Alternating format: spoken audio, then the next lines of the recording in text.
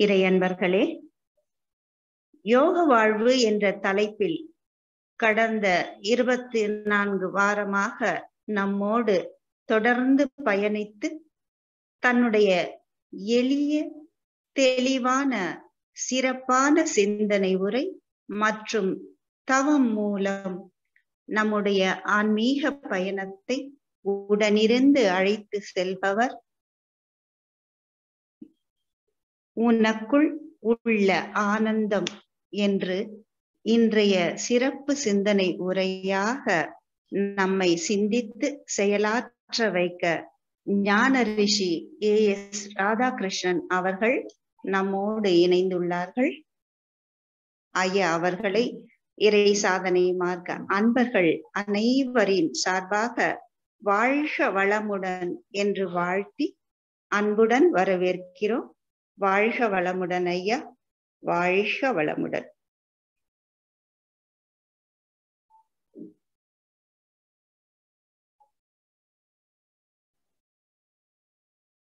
வாழ்க வளமுடன். இறை சாதனை மார்க்கத்தில் இணைந்துள்ள அன்பர்கள் அனைவருக்கும் இனிய மாலை வணக்கமும் நல்வாழ்த்துக்கள். ஒரு நல்லதொரு ஆழ்ந்த தவமாற்றி மனதிலே அமைதியோடு இருக்கின்றீர்கள். இந்த அமைதியை தக்க வைத்துக் கொள்ள, ஏனென்றால் தவ முடிவில் ஒரு ஆழ்ந்த சிந்தனையில் ஈடுபட இருக்கின்றோம். அப்ப அந்த சிந்தனைக்குரிய கருத்துக்களை முழுமையாக உள்வாங்கிக் கொள்ள வேண்டும் என்றால் அந்த அமைதி அவசியம் தேவை. அதனால எல்லாரும் அமைதியை தக்க வைத்துக் கொள்ளுங்க. இன்றைக்கு அவங்க ஆனந்தம் என்பது நமக்கு உள்ளதான் இருக்கு. இன்னும் சொன்னா நாமவே இருக்கக்கூடிய ஒன்று ஆனந்தமே. அதனுடைய பொருள், இந்த நான் என்பது ஒரு எழுச்சி நிலை. அதனுடைய மூல நிலை ஆனந்தம். அதாவது ஆனந்தமே நானாக எழுச்சி பெறுகிறது. ஏன்னா அது எழுச்சி பெறுகிற போது அங்க என்ன பதிவு உயிர்ல இருக்கோ அதை எடுத்துக்கொண்டே வரும். அதாவது சஞ்சித பிராரப்த கர்மங்களினால் உள்ள அந்த பதிவுகளை அதை எடுத்துக்கொண்டே வரும். அப்ப என்ன ஆகும், அந்த ஆனந்த தன்மையை அது இழந்துடும். பதிவு தக்கவாறு நான் எழுச்சி பெறும். மீண்டும் எப்போ அந்த நான் எழுச்சி பெற்ற நான் உயிர்ல அடங்கி அடக்கத்துல நிலை பெறுகிறதோ அப்போது அது தன்னை ஆனந்தமாக உணர்ந்து கொண்டு, இதுதான் ரியலைசேஷன் ஆஃப் ட்ரூத், உண்மை நிலை உணர்வு என்று சொல்றோம். என்ன உண்மை? எனது உண்மை ஆனந்தம், நமது உண்மை ஆனந்தம். ஆனா இப்ப நாம எப்படி இருக்கணும்? ஆனந்தமா இருக்கோமா? இல்ல அப்பப்போ பெரும்பாலும் துக்கத்தை தழுவி கொண்டிருக்கிறோம் அப்படின்னா பெரும்பாலும் துக்கம்தான். எல்லா வசதி வாய்ப்புகள்லாம் இருந்தாலும் கூட அந்த மனம் நிறைவடையாத காரணத்தினால அது அப்பப்போ சோர்வடையுது, சலிப்படையுது, விரக்தி அடையுது, மொத்தத்துல துக்கம் அடையுது. அப்போ தன்னுடைய உண்மையை உணர்வதற்கு என்ன வேணும்னு கேட்டீங்கன்னா மனம் வளமாக வேண்டும். அதனால இதுக்கு மன வளக்கலை, மனதை பலப்படுத்துகிற கலை என்று சொல்ற. அப்படி ஆனா மனம் வளமாக இப்போது இல்லையா என்று கேட்பீங்க. நிச்சயமா இல்லை, நிச்சயமா இல்லை. மனம் முழுக்க முழுக்க வளமா இல்லை, ஏதோ ஓரளவுக்கு. அப்போ இந்த கலையின் மூலமா எப்படி மனதை வளர்ப்பது? மனம் வளர வளர வளர அதை பக்குவம் என்ற ஒரு வார்த்தையிலே சொல்றோம். மனவளம் என்றால் மனப்பக்குவம். மண் வளம் என்றால் என்ன? மண் பக்குவமா இருக்கு, விதைக்கிறதுக்கு பக்குவமா இருக்கு. பக்குவப்படுத்திட்டோம், நல்ல ஏர் போட்டு அந்த கெட்டியா இருக்கிற சாயில் அதை லூஸ் சாயலாக ஏர் கொண்டு கீழது மேலா, மேலது கீழா, மண்ணை கிளறி கிளறி சாயில் என்ன பண்றோம்? லூஸ் பண்றோம். அப்பதான் அந்த விதையை போட்டோம்னா அது உள்ள வாங்க. பிறகுதான் தண்ணி விடுறோம், உரம் பாய்ச்சுறோம், எல்லாம் செய்யறோம், அப்புறம் அது வளர்ந்து. அப்ப முதல் பணி விதைப்பதற்கு முன்பு அந்த மண்ணை வளம் பொருந்திய மண்ணாக லூஸ் ஆயலாம். அப்போ அது மாதிரி இப்போ ஒரு உயர்ந்த சிந்தனைங்கிற ஒரு விதையை நான் உங்களுக்கு விதைக்க போறேன்.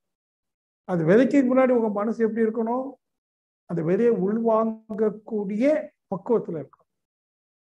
அதுதான் தியானம் என்று சொல்லுவோம். தியானத்துல நிறைய எண்ணங்கள் வந்து போனாலும் கூட ஒரு அரை மணி நேரம் அப்படியே அமைதியா இருந்ததுனால மனதினுடைய இயக்க வேகம் குறைந்து ஒரு ஆல்பா ஸ்டேட், ஒரு அமைதிக்கு வரும். இப்ப நாம விதைக்கிறோம். எதை விதைக்கிறோம்? பொதுவா நாம இந்த சமுதாயத்துல இருந்து நாம கற்றுக்கொண்டதெல்லாம் என்ன அப்படின்னா, பள்ளிக்கூடத்திலேயோ கல்லூரியிலையோ பொருள் ஈட்டுவதற்கு மட்டுமே கற்றுக் கொடுத்திருக்காங்க. வெறுமனே பொருள் ஈட்டுவதற்கு அதை தொழில் கல்வி என்று சொல்றோம். ஆனா எங்கேயுமே ஆன்மீக கல்வி கற்றுக் கொடுக்கல. மதங்கள்ல கூட நம்பிக்கையை தான் கற்றுக் கொடுத்தாங்களே தவிர சிந்திக்க கற்றுக் கொடுக்கல. நல்ல கவனிக்கணும். எல்லா மதங்களும் பிலீவ் இட், இதை நம்பு, விசுவாசம். நம்பினார் கைவிடப்படுவதில்லை. ஆனா நீங்க என்ன புரிந்து கொள்ளணும், எப்போ ஒரு விஷயம் அது உண்மையா இருந்தா கூட அது உண்மையாவே இருக்கட்டும், அது வெறுமனே நம்புறீங்களோ அப்ப அங்க என்ன ஆகுது? சிந்திக்க மறுக்கிறீங்கன்னு ஆகுது. அதான் மகிழ்ச்சி தன்னுடைய முதல் கவியில இறை வணக்கத்துல எல்லாம் வல்ல தெய்வம் அது எங்கும் உள்ளது நீக்கம் வர. உண்மை, தெய்வம் சர்வ வல்லமை உடையது, அதுவே எங்கும் வியாபித்திருக்கு. உண்மை. ஆனா சொல்லால் மட்டும் நம்பாதே. வேதங்கள் சொல்லுது, மகான்கள் சொல்றாங்க, எல்லாம் உண்மை. பட் நம்பாதேங்கிற. அதுக்கு அர்த்தம் என்ன? நீ நம்பி ஏத்துக்கிட்டீங்கன்னா நீ சிந்தித்து புரியாம போயிடுவேன். சிந்தித்தே தெளிவாய், அது உண்மைங்கிறத நீ தெளிவடையும் சிந்தித்து. அப்பந்தான் மகான்கள் சொன்ன அந்த கருத்து உன் கருத்தாக மாறும்.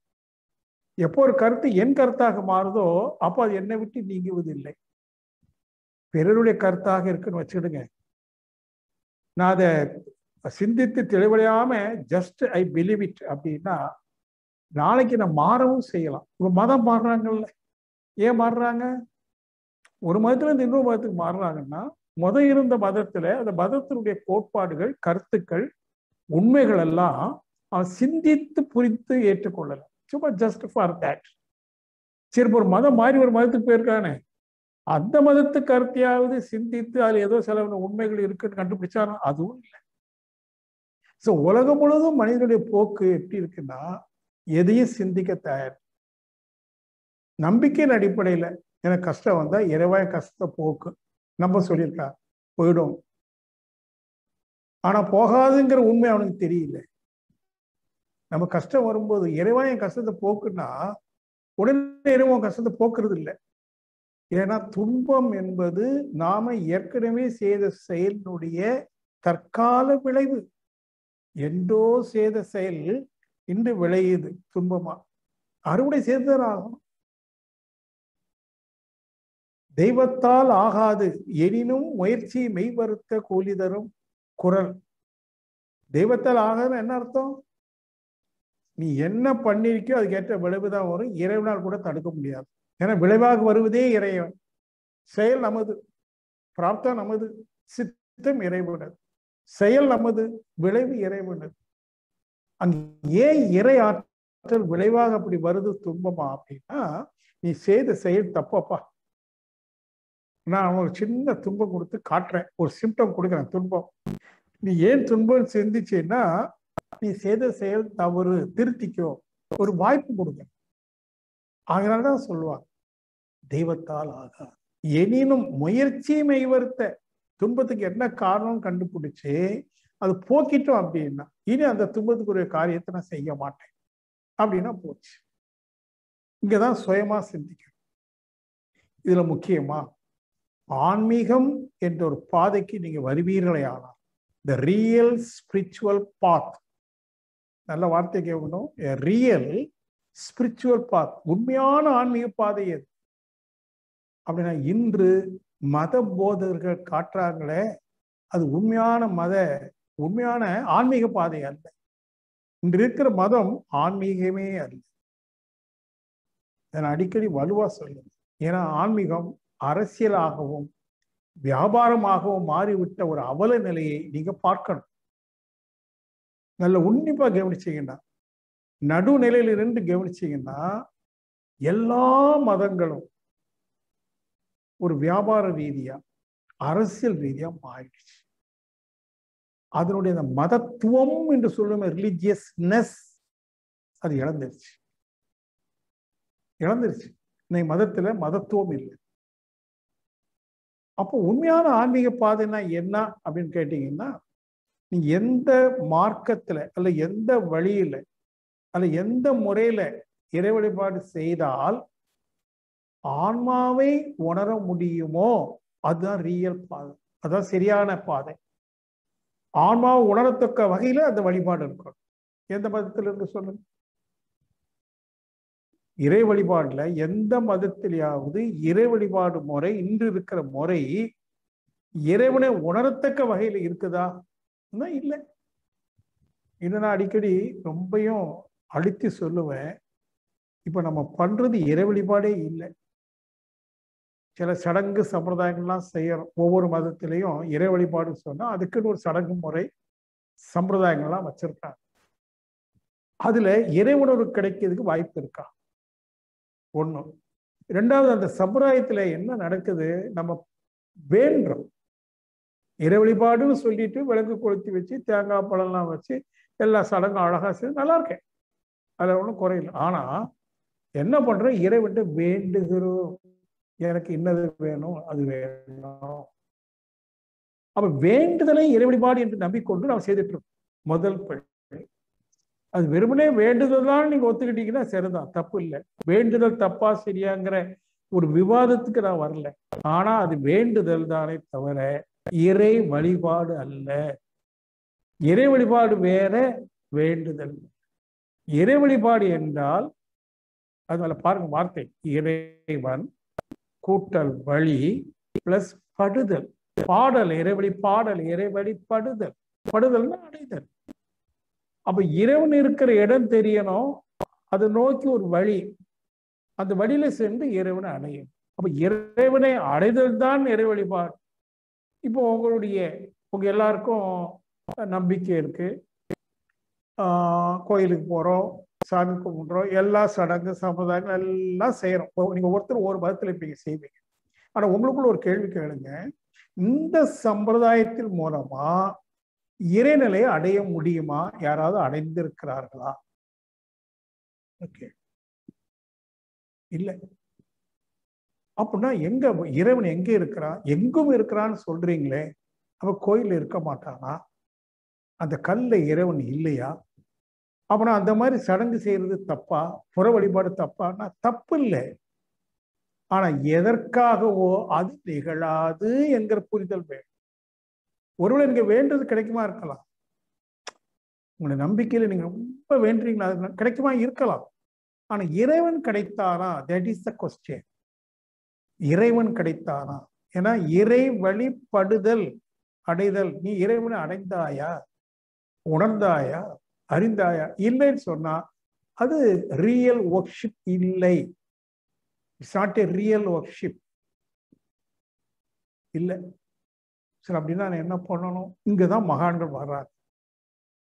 இயேசு மகான் வர்றாரு, புத்த மகான் வர்றாரு, ஆதிசங்கரர் சொல்றாரு, திருவள்ளுவர் சுற்றுமாவை அழகா சொல்றாரு, அண்மையில ரமண மகரிஷி, வள்ளலார் பெருமகனார், தாய்மானவர், தொடர்ந்து வேதாத்திரி மகரிஷி சென்ற இந்த நூற்றாண்டில் வாழ்ந்து நம்மோடு வாழ்ந்து முடித்தவர். நம்மில் பலர் அவரோடு நெருக்கமாக வாழ்ந்திருக்கிறோம். அவருடைய ஒவ்வொரு அங்க அசைவுகளையும், அவருடைய ஞான பேழையின் திறப்புகளையும், அதிலிருந்து வரக்கூடிய வெளிப்பாடுகளையும் அருகாமையிலிருந்து அறிந்திருக்கிறோம். இந்த மகான்கள் எல்லாம் என்ன சொல்ற? இறைவன் என்பது முதல்ல இறைவன் அல்ல. அப்படின்னா நீங்க இறைவன் சொல்லும் போது அதுக்கு ஒரு கற்பனை மனித உருவத்தை பார்க்கறீங்க. ஏன்னா இறைவனை கற்பனை பண்ணிட்டு அங்கதான் உருவங்கள் வந்தது.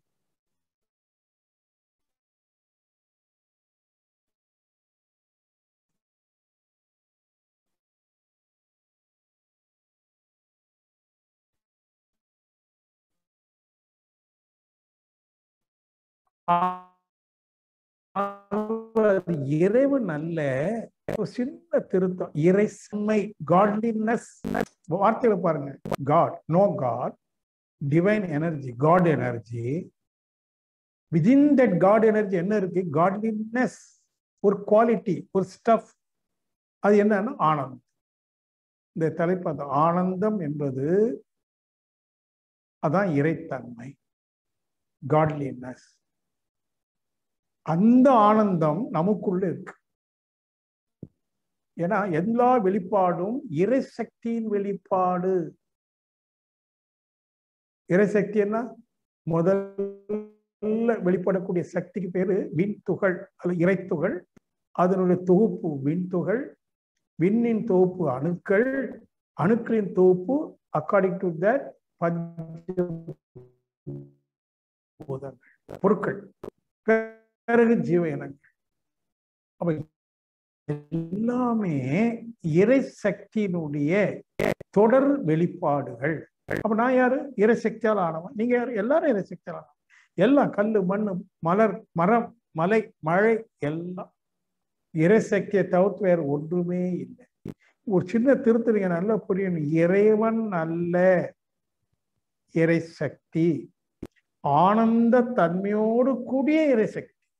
அது எங்க இருக்கு? எல்லாவற்றுக்குள்ள இருக்கு. ஒவ்வொரு பொருளுக்குள்ளும் அந்த ஆனந்த சக்தி இருக்கு.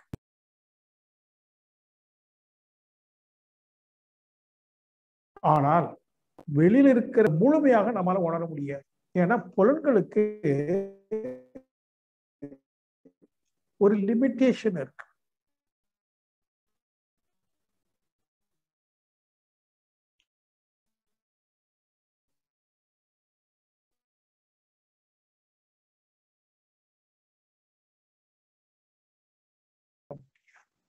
ஆனால் நமக்குள் இருக்கிற இறைத்தன்மை, ஆனந்தத்தை உணர முடியும். எதன் மூலமா? புலன்கள் மூலமாக அல்ல. புலன்களை கடந்து எண்ணங்களிலிருந்து முற்றிலும் விடுபட்டு ஒரு ஆழ்ந்த அமைதியில் நிலை பெற்றால், அந்த நிலை பெற்றிருக்கிற கால அவகாசத்தை நீடித்தால் அந்த ஆனந்தம் உணர்வாகும். இறை ஆனந்தம், சிவானந்தம் என்று சொல்லுவாங்க. சிவம் என்றால் ஆனந்தம், சிவானந்தம்.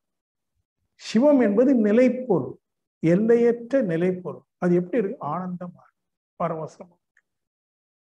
பிரம்மானந்தம், அருளானந்தம், அறிவானந்தம். பாருங்க, எல்லாமே ஆனந்தம்.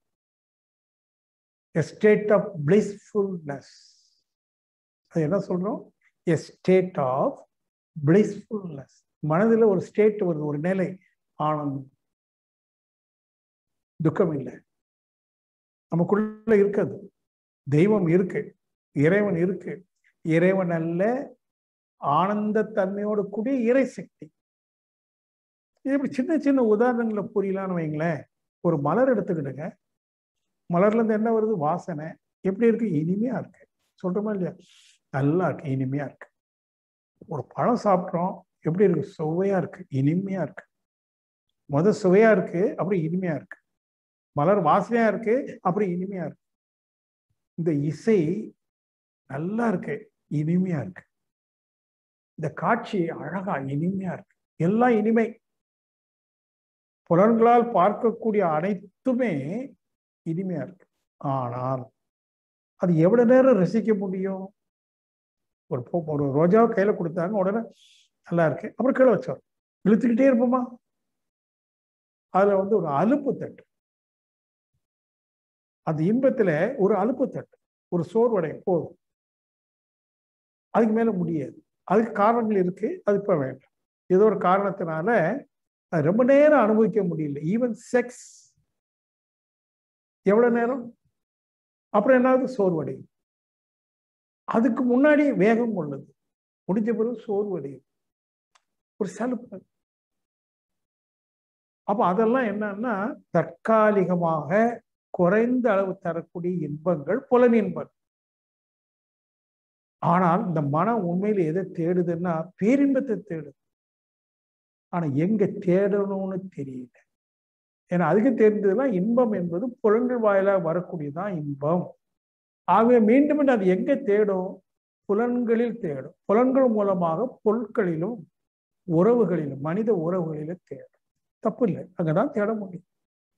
இங்குதான் குருமகான் என்ன சொல்றாரு, எப்பா நீ உண்மையில் உன் மனம் தேடுவது அளப்பரிய இன்பம், அது பொருளில் இருந்து கிட்டாது, மனித உறவுகள் இருந்து கிட்டாது. அது சிறிது நேரம் தற்காலிகமா வரக்கூடிய இன்பம், அதை அனுபவிச்சுக்கலாம், தப்பு இல்லை. ஆனா உன் மனம் தேடுவது பேரின்பம். நதி ஓடுது, அணை கட்டுறோம், நிக்குது, தண்ணி வந்துட்டு இருக்கு, ஓவர்ஃப்ளோ ஆகுது, பலபடி ஓடுது. வழியில ஒரு குட்டையை நிரப்புது, பெரிய குளத்தை நிரப்புது, அப்படி பண்ணி ஓவர்ஃப்ளோ ஆகி கடல்ல போய் கடைசியா கடல்ல போய் சேருது. அந்த நதி கடலில் போய் சேருறது வரைக்கும் அது ஓடிக்கிட்டே இருக்கும். ஏனென்றால் கடல் என்பது அதனுடைய மூலம். நதி எங்கிருந்து வந்தது? கடல்.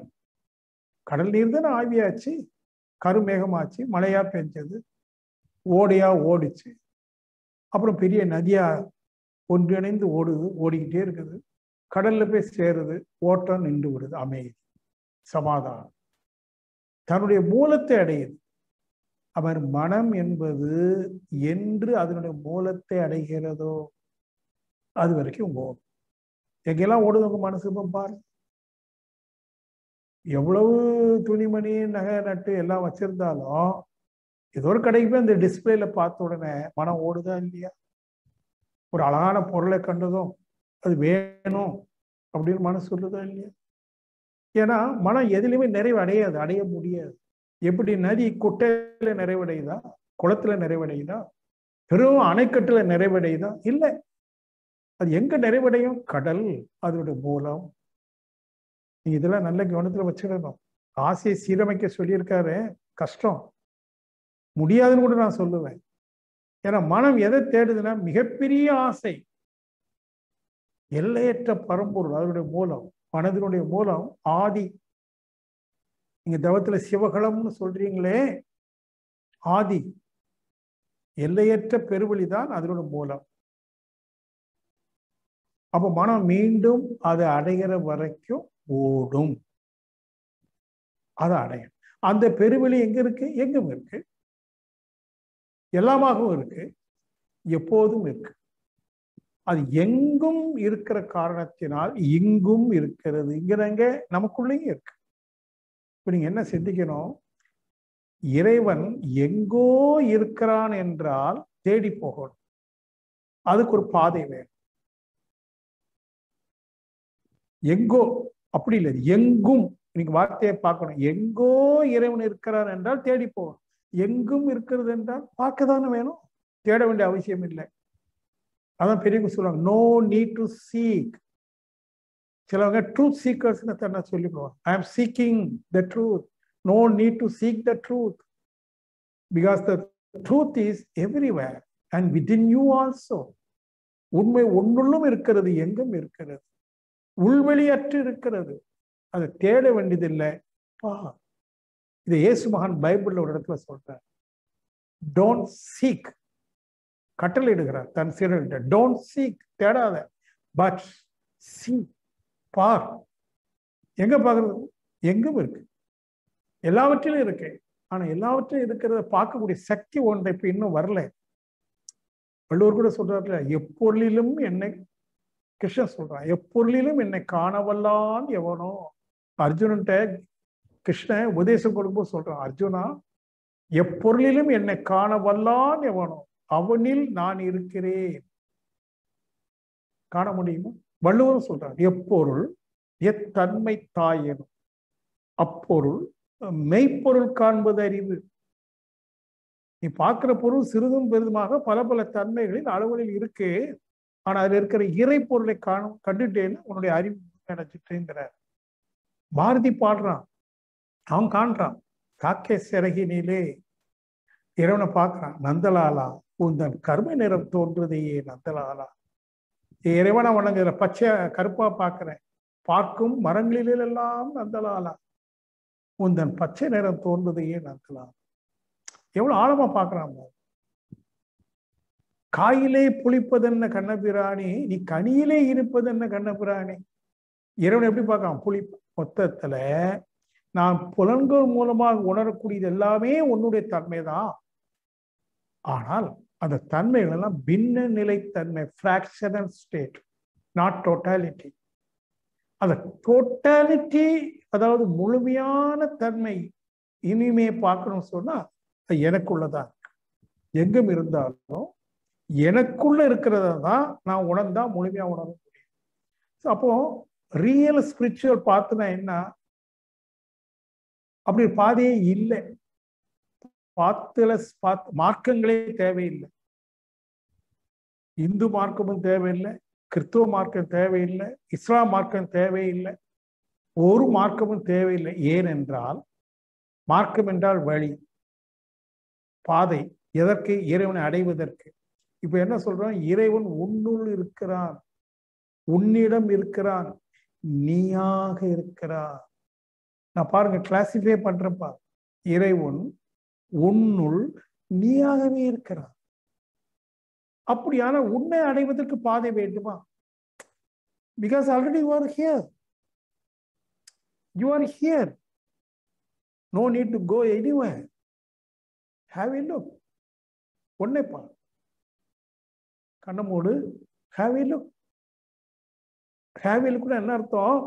எண்ணங்கள் இல்லாம பார். எண்ணங்கள் இல்லாம பார்க்கிற மனபலம் வருமானால் பார்க்க முடியும். பார்க்கிறதுனா உணர்ந்து பார்க்கும். உணர்ந்தவர்கள் துணிந்து சொல்வார், இறைவன் ஆனந்தமயமானவன், எல்லாவற்றிலும் தனது ஆனந்தத்தை பின்ன நிலையில் வெளிப்படுத்தி கொண்டிருக்கிறது. ஆமாவா? எல்லாமே இயற்கை காட்சி, எல்லாமே புலன்களால் அறியும் போது எவ்வளவு இனிமையா இருக்கு. அப்ப இறைவன் தான் சொல்றேன், இறைவன் ஆனந்த தன்மையை பின்ன நிலையாக எல்லா பொருளிலும் தன்னை வெளிப்படுத்துகிறார். எங்கு முழுமையாக வெளிப்படுத்த முடியும்? தன்னுள்.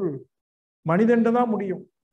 ஏனென்றால் மனிதன் என்கிற திருவுருவம் இயற்கை வெளிப்பாட்டினுடைய இறுதி. மனித மனம். The peak of evolution is human mind. மகரிஷி அந்த காலத்துல சொல்லுவார், மனித மனமே இயற்கை வெளிப்பாட்டினுடைய உச்சம். The peak of evolution is human mind. அந்த மனம் இயற்கையின் மாபெரும் நிதியலோ. மனதிலே உழவலாம் மற்றெங்கு தேடுவீர். நம் ஒவ்வொருடைய மனதிலும், மனதினுடைய ஆழத்தில், மனதின் மறுமுனையில் இறைவன் ஆனந்தமயமாக இருக்கிறார். சிவம் இருக்கு. ஆகவே நான் என்ன சொல்ல வரேன்? தியானம்தான் ஒரே வழி. மெடிடேஷன் அது ஒரு பாதை இல்லை, பாதை இல்லாத பாதை. ஒரு புக் இருக்குங்க, பாத்தலஸ் பாத் பை ஓஷோ. முடிஞ்சா படி. பாத்தலஸ் பாத், பாதை இல்லாத பாதை. ஏன்னா நான் அடைய வேண்டியது என்னன்னா என்னுடைய உண்மைத்தன்மை. என்னுடைய உண்மைத்தன்மை தான் இறைத்தன்மை. அப்ப என் ரியல் ஸ்பிரிச்சுவல் பாத் என்பது உண்மையிலே ஒரு பாதை அல்ல, ஒரு அண்டர்ஸ்டாண்டிங். அண்டர்ஸ்டாண்டிங் நல்லா வந்ததுன்னா தென் ரியலைசேஷன். இந்த realisation is without effort. But to understand things you need some effort. ஏதாவது ஒரு முயற்சி இருந்தாதான் மைண்டு தான் புரிய முடியும். ஆனால் உணர்வதற்கு எந்த முயற்சியும் தேவையில்லை. எஃபர்ட்லெஸ். ஸோ இதெல்லாம் அந்த சீக்வன்ஸை புரிஞ்சுக்கிட்டீங்கன்னா உங்களுக்கு நிறைய வேலை இருக்கு. உங்களுடைய தன்முனைப்புக்கு நீங்க தீனி போடுற வேலை இல்லை இது. It's not like that. உங்க முயற்சி முதல்ல என்னன்னு கேட்டீங்கன்னா புரியற முயற்சி. இப்போ நான் உங்களுக்கு நேரம் பேசினேன், உங்க மனசுல வேறொரு கான்செப்ட் இருந்ததுன்னா இதை ரிஜெக்ட் பண்ணும், இக்னோர் பண்ணும், அலட்சியப்படுத்தும். ஆனா நீங்க அப்படி போகக்கூடாது. நடுநிலையில இருந்து நமக்கு இறைவனை பற்றி பல விஷயங்களை என் மதம் சொல்லியிருக்கேன், எங்க அப்பா அம்மா சொல்லி கொடுத்துருக்காங்க. இருக்கட்டும், நீங்க இப்ப என்ன சொல்றீங்க அதையும் நான் கேட்டுக்கிறேன். நான் தெரிஞ்சு வச்சதை கொஞ்சம் அப்படி ஒதுக்கி வச்சுட்டு நீங்க சொல்றதை நான் முழுமையா கேட்கிறேன். கேட்கணும், நீங்க கேட்டுட்டு ஏத்துக்க வேண்டாம். சொல்லால் மட்டும் நம்பாது என்றார் மகிழ்ச்சி. நீங்க நம்ப வேண்டாம், ஏற்க வேண்டாம். மாறாக இந்த கருத்தின் ஆழத்தில் ஏதாவது பொருள் இருக்குதா, நியாயம் இருக்குதா அப்படின்னு நீங்க சுயமாக சிந்திக்க. ஏன்னா நம்முடைய சிந்தனை பொருளை பற்றி அல்ல, அருளை பற்றி. பொருள் என்பது எல்லைக்குட்பட்டது, அருள் என்பது எல்லையற்றது. நாம சாதாரண பொருளை சிந்திக்கல, இப்போ பரம்பொருளை சிந்திக்கிறோம். அப்ப அந்த அளவுக்கு சிந்திக்கிறதுக்கு உங்களுக்கு என்ன வேணும்? தகுதி வேணும். மனசுல 1008 குப்பையை வைத்துக் கொண்டிருக்கிறோம். எனக்கு இன்னும் வேணும், இன்னும் வேணும், அது வேணும். எத்தனை தேவைகள், ஆசைகள், பொறாமைகள், புறங்கூறல். தன்னை உயர்த்துக் கொள்ள வந்த இடத்திலேயே போட்டி, காம்படிட்டிவ் மைண்ட். இங்க சர்வீஸ் பண்றோமா, எனக்கு முதலிடம் வேணும், நான் 2 வருஷம் 3 வருஷமா சர்வீஸ் பண்றேன் இருக்கு, நான் சொல்றதுதான் சரி, அவங்க லேட்டா வந்தாங்க, அப்படி இப்படி. so many complaints, so many comments. நீ அதுக்காக வந்தாங்க. வேதத்தின் மகிழ்ச்சி எதுக்காக குருவாக ஏற்றுக்கொண்டீர்கள்? உங்களை முதன்மைப்படுத்துவதற்கா, உங்களை நிலைப்படுத்துவதற்கா, உங்களை அடையாளத்திற்கா? இல்லை. அப்படி வந்தீங்கன்னா ஏமாந்துட்டீங்கன்னா. நான் ஏமாந்துருக்கேன். நான் இன்று நேற்று அல்ல, 1984ஆம் ஆண்டு, ஏறத்தாழ 38 ஆண்டுகளுக்கு முன்பு மகிழ்ச்சியை நான் இணைந்தவன் மட்டுமல்ல, நீண்ட கால மகிழ்ச்சிக்கு அருகாமையில் எங்க வீட்டுல பல தடவை தங்கியிருக்கான். ஒரு முறை வந்தா 2 நாள் 3 நாள். இப்ப நான் இருக்கிற இந்த வீட்டுக்கு அடிக்கல் போட்ட ஒரு 1987ஆம் ஆண்டு மார்ச் மாதம் 6ஆம் நாள். இது எதுக்கு சொல்ல வரேன்னா, அப்போ கூட நான் மயக்கத்துல இருந்தேன். குருக்கு நெருக்கமா இருந்த பிறகு ஒரு பெரிய மயக்கம். எங்க ஊர்ல நான் மண்ட ஆரம்பிச்சாலும் நான் தான் தலைவர், என்கிட்ட கேட்டுதான் எல்லாரும் எல்லாம் செய்யணும். அகம்பாவம், ஆணவம், அகங்காரம் என்ன பண்ணிச்சு, கீழே தள்ளிடுச்சு. என்னுடைய தோல்வியை நான் ஒத்துக்கொள்கிறேன். இந்த ஒத்துக்கொள்வது ஒரு வெற்றியின் அடையாளம். நீங்க பாருங்க, உங்க மனசு என்ன கேட்குது? நான் இவ்வளவு நாள் சேவை செய்யறேன்னா எனக்கு என்ன அங்கீகாரம்? எனக்கு அங்கீகாரம் வேணும், ரெகக்னைசேஷன் வேணும், பாராட்டு வேணும், விருதுகள் வேணும். ஆன்மீகத்தில் வந்த பிறகு விருது. வெட்ட வெளிதனை தெய்வம் என்றிருப்போருக்கு பட்டயம் ஏதுக்கடி கொதம்பாய். கொதம்பை சித்தர் பாடுறார். வெட்ட வெளிதான் தெய்வங்கிறத புரிஞ்சிட்டேன்னா உனக்கு எதுக்கு பட்டயம்? பட்டயம்னா என்ன? விருதுகள், சான்றுகள். எண்ணி பாருங்க கொஞ்சம். போன வாரம் நான் வந்து சில விஷயத்த ஷார்ட் ஐடியாக எனக்கு சங்கடம் பொறுக்க முடியாது சொன்ன மாதிரி இப்ப சொல்றேன். உங்களில் யாரும் உங்களை முன்னிறுத்துவதற்காக இந்த இடத்துல இருக்காதீங்க. நீங்க முன்னிறுத்தப்படுவீர்கள், ஆனால் ஒரு நாள் பின்னாலும் தள்ளப்படுவீர்கள்.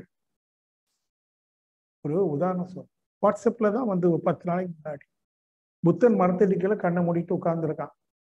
புத்தர் யாரோ அவங்க சீடர்கள் ஒருத்தர் கேட்கிறாரு, ஐயா நீங்க எப்போ தரையிலேயே சமணம் போட்டு உட்கார்ந்து இருக்கீங்களே, உங்களுக்கு ஆசனம் எதுவும் வேண்டாமா, கீழே உட்காந்துங்க. ஒன்றும் இல்லைப்பா, கீழே உட்கார்ந்தா விழமாட்டேன், கீழே விழ மாட்டேன், தரையில உட்கார்ந்தா கீழே விழ மாட்டேன். பாருங்க எவ்வளவு அழகான ஒரு வார்த்தை. நாற்காலியில் உட்கார்ந்து ஒருவேளை விழுந்துட்டா இது விழுவதற்கு வாய்ப்பே இல்லை. எப்ப தரையில உட்கார்ந்துட்டு இருக்கோமோ அப்போ விழுவதற்கு வாய்ப்பே இல்லை. ஆகவே நீங்க தரையில உட்கார்ந்து பழக. தரைன்னு சொன்னா நான் எதை மீன் பண்றேன்னு தெரியுமா? உங்க வீட்டு தரையே இல்லை. நீ எந்த அமைப்புல இருக்கிறீங்களோ, தொண்டாற்றுகிறீர்களோ, அங்க வந்து கீழ்மட்ட தொண்டராக இருங்க. சிறிது கூட எதிர்பார்ப்பு வேண்டாம். மதன் நமக்கு ஒரு இது கொடுப்பாரு, பொறுப்பு கொடுப்பாரு, அந்த பொறுப்பை வச்சு நான் இருக்கிறேன்னு என்ன காட்டிக்கிடலாம். அப்படிதான் இருக்கும் மனசு. நான் தப்பு சொல்ல. ஆனால் ஏமாந்து விடுவீர்கள், ஒரு நாள் புறந்தள்ளப்படுவீர்கள். நான் புறந்தள்ளப்பட்டவன், உங்களை எத்தனை பேருக்கு தெரியும் தெரியாது. தவறு நான் கூட செஞ்சிருக்கலாம், அது வேற. ஆனால் புறந்தள்ளப்பட்டவன். ஏன் தள்ளப்பட்ட? நான் மேல போகணும், எனக்கு அடையாளம் வேணும். இந்த அகங்காரம், ஈகோ இருக்கு, அடையாளத்தை தேடுது. ஒரு நாள் அடையாளமே இல்லை. ஆனா என்ன புரிந்து கொண்டேன்? அடையாளம் இல்லாததுதான் என்னுடைய உண்மைத்தன்மை என்பதை புரிந்து கொண்டதனால் என்னுடைய சமாதானம் என்னுள் நிலை பெற்றது. என் தவத்தில் ஆனந்தம் என்றால் என்ன, இறை ஆனந்தம் என்றால் என்பதை உணர்ந்து கொண்டேன். அதை தெளிவுதான் அவ்வளவு பேசுறேன்.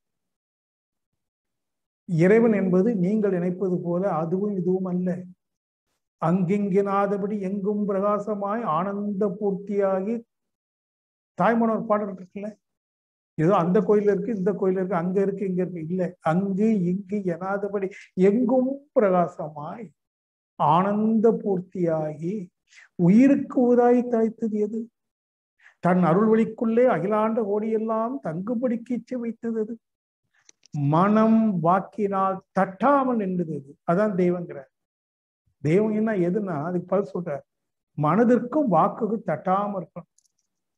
நீங்க முருகா அப்படின்னு சொல்லும் போது அந்த உருவம் தட்டுதா இல்லையா? மனதுக்கும் தட்டுது, வாக்குக்கும் தட்டுது. முருகான்னு கூப்பிட்டுட்டீங்க. இறைவன் சொல்லனா ஒன்றன். உண்மையிலே நம்முடைய புராணங்கள்ல இலக்கியங்கள் என்ன சொல்றது? இறைவனை சொல்லனா ஒன்று. It is unexplainable. God is unexplainable, but it is experienceable. அதை விளக்க முடியாது, உணர முடியும். மனம் வாக்கினால் தட்டாமல் நின்றது எதுவோ அது தெய்வங்கிறார். இதெல்லாம் எதுக்கு சொல்றேன்னா, நீங்க உங்களுடைய கற்பனையிலிருந்து, மயக்கத்திலிருந்து, காலங்காலமா சொன்னதுனால அது உண்மை என்ற மயக்கத்திலிருந்து விடுபட்டு, இறைவன் என்பது இறைவன் அல்ல, ஆனந்த தன்மையோட கூடிய இறை சக்தி. அந்த இறை சக்தி தான் எல்லா பொருள்களாகவும், பஞ்சபூதங்களாகவும், அண்ட சராசரங்களாகவும், ஜீவ கொடிகளாகவும், மனிதனாகவும், நானாகவும், நீயாகவும் வெளிப்பட்டிருப்பது ஆனந்த தன்மையோட கூடிய இறை சக்தி தான். அப்ப நாம் ஆனந்தமா இருப்பதற்கு எதையும் தேட வேண்டியதில்லை. பொருளை தேடுவதும் மனித உறவுகளை தேடுவதும் எதற்குன்னா சௌகரியங்களுக்காக. To be comfort. பொருள் வேணும், ஒரு ஃபேன் வேணும், ஏன் கம்ஃபர்ட். ஒரு நாற்காலி வேணும், ஏன் கம்ஃபர்ட்.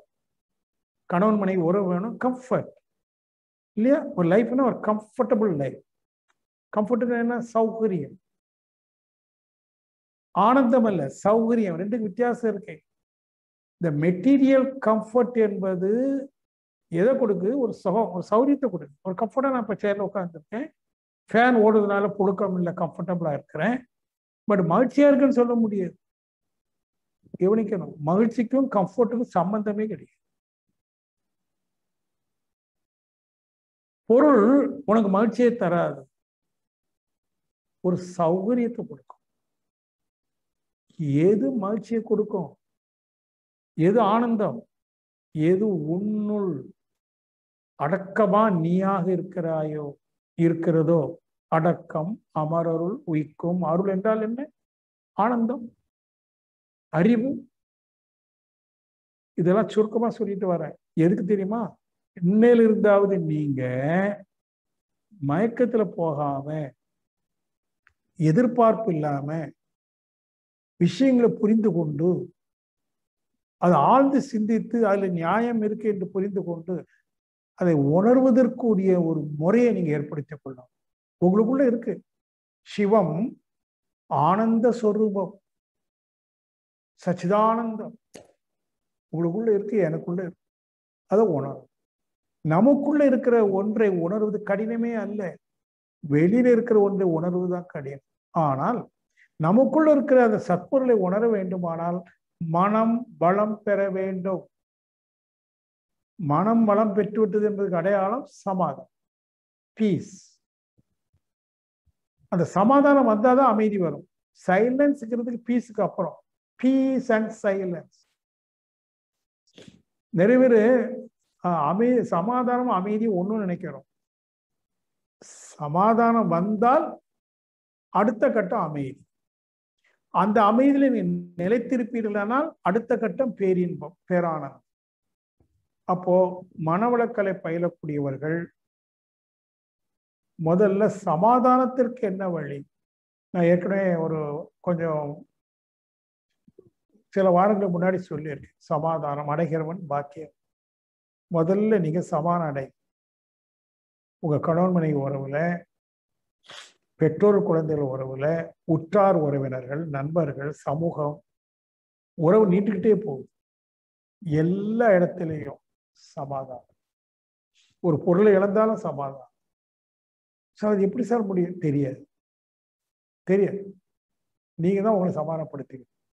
அதுக்குள்ள அறிவு உங்களுக்கு இருக்கு. Common sense. You are having common sense. அதை யூஸ் பண்ணி எப்படி பிஹேவ் பண்ணுனா, அதாவது அடுத்தவங்களோட நம்ம எப்படி பழக்கம் வச்சுக்கிட்டா சமாதானம் இழக்காம இருக்க முடியுமோ அது நீங்க புரிந்து செய்ய. அதெல்லாம் விட்டுட்டு கண்ணை மூடிட்டு ரெண்டொழுக்க பண்பாடு, மழை வாழ்த்து எல்லாம் பாடிட்டோம், தவம் பண்ணிட்டோம் அப்படின்னா சரியா போச்சான்னா இல்லை. நடைமுறை வாழ்க்கையில சாமிஜி அந்த காலத்துல குடும்ப அமைதிக்கு ரொம்ப இம்பார்ட்டன்ஸ் கொடுப்பாங்க. அவர் எங்கேயா கூப்பிட்டு பேசணும்னா குடும்ப அமைதியா பேசுவார். குடும்பத்துல சமாதானம் இல்லை, அமைதி இல்லைன்னா ஆன்மீகத்துக்கு தகுதி இல்லை. நீ எஸ் ஆன்மீக தகுதினா உன்னுள் நீயாக இருக்கிற ஆனந்த சொரூபமா இருக்கிற சிவத்தை உணர்வதுதான். அதுக்கு என்ன தகுதி? அமைதி, குடும்ப அமைதி. மன அமைதி மட்டும் இல்லை, கணவன் மனைவி அமைதியா இருக்கணும்னு சொன்னா அந்த மனைவிக்கோ கணவனுக்கோ எப்படி விட்டு கொடுக்கணும், அனுசரிச்சு போகணும், அரவணைச்சு போகணும், குழந்தைகள்ட்ட எப்படி பழகணும். அப்படிலாம் வரும்போது அங்க எதிர்பார்ப்பு இடமே இருக்காது, இருக்கக்கூடாது. எதிர்பார்ப்பு இருக்குமானா சமாதானம் இருக்காது. எங்கெல்லாம் எதிர்பார்ப்பு இருக்கு அங்க ஏமாற்றம் தொடர்ந்து வந்துகிட்டே இருக்கும். எங்கெல்லாம் நிபந்தனை இருக்கு அங்கெல்லாம் தோல்வி வந்துகிட்டே இருக்கும். என்ன நடக்குதோ ஏற்றுக்கொள்ள பழகிற ஒரு பழக்கத்தை கொண்டு வந்துட்டோம்னா உங்களுக்குள்ள சமாதானம் வர ஆரம்பிச்சு. சமாதானம் தான் தகுதி. எதற்கு? அமைதி. அமைதிதான் தகுதி. எதற்கு? இறைநிலை உணர்வு. இதை புரிஞ்சுக்கிட்டு இந்த ஷடத்திலிருந்து உங்க முயற்சி அதுவாகத்தான் இருக்கும். வாழ்க வளமுடன். நிறைவு செய்கிற 1-2 கேள்வி. இது அடிப்படையாக கொண்டு 1-2 கேள்வி.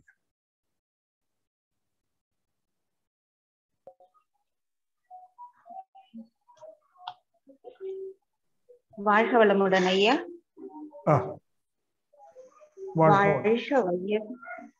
வாழ்க வையகம். கேள்வியை முடிச்சிட்டு நீங்க அறிவிப்புலாம் சொல்றீங்களா? சொல்லுங்க. அப்படி நன்றிங்க ஐயா. வாழ்க வளமுடன்.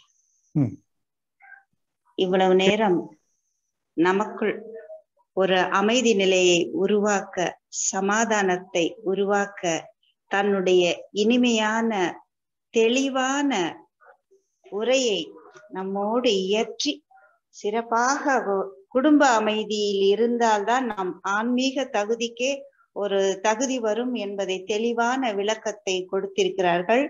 இல்லறத்திலே, பிள்ளைகளிடத்திலே, கணவன் மனைவி, குழந்தைகள், பெற்றோர்கள், உறவினர்கள் அனைவரிடத்திலும் நீங்கள் சமாதானமும் அமைதியையும் உருவாக்கி கொள்ளுங்கள். புற வழிபாடு ஏதும் தேவையில்லை.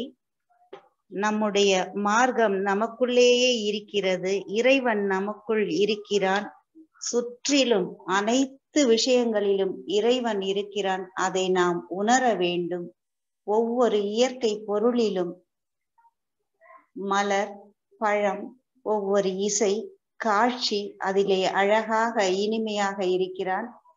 நதி எவ்வாறு தன்னுடைய மூலமாகிய கடலில் கலக்கிறதோ அதுபோல் நாமும் நம்முடைய மூலத்தை அறிய எண்ணங்கள் ஏதும் பல வகையில் நமக்கு ஓடாமல் நம் மனதை அமைதியாக வைத்திருந்து அந்த இறை நிலையை அடைவதற்கு தெளிவான பல வழிகளை ஐயா அவர்கள் அழகாக கூறியிருக்கிறார்கள். அடக்கம், அமர், அருள் உய்க்கும் என்றும் சிவானந்த சொரூபத்தை, சச்சிதானந்த சொரூபத்தை, நமக்குள் இருக்கும் இறை சொரூபத்தை நாம் பெற வேண்டுமென்றால் மனம் வளம் பெற வேண்டும்.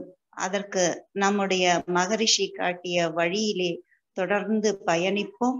சமாதானம், அமைதி, அது நிலைத்து பேரானந்தத்தை அடைவோம் என்று நமக்கு பல்வேறு அன்பு சொற்பொழிவுகளை அளித்துள்ள ஞான ரிஷி ராதாகிருஷ்ணன் ஐயா அவர்களை வாழ்த்துவோம்.